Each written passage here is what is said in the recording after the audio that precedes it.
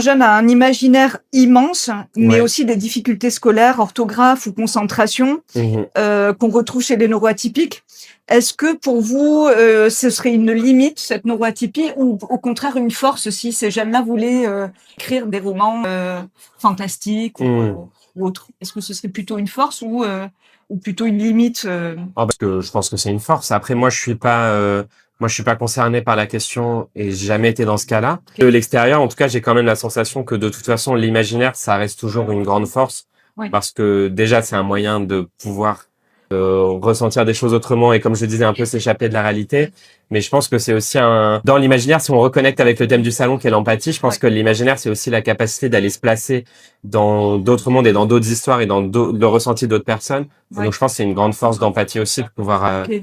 par l'imaginaire imaginer ce que les autres ont ressenti et Oui, donc du coup, finalement, ce mot, ce thème de l'art de l'autre, pour les jeunes ados ou jeunes adultes qui voudraient écrire, il faudrait qu'ils se tournent plus vers les personnages et vers un petit peu, le côté d'empathie vers les autres, ça pourrait leur mmh, apprendre à eux-mêmes qui sont neuroatypiques, qui ont peut-être des soucis sociaux, mmh. avec les autres, de se reconnecter avec les autres, Ah bah sans doute, je pense. Après, je pense que tous les écrivains ont des forces un peu différentes. Il y en a qui vont préférer justement construire les personnages, d'autres travailler leur style littéraire, d'autres ça va être vraiment la construction de l'histoire qui va les intéresser.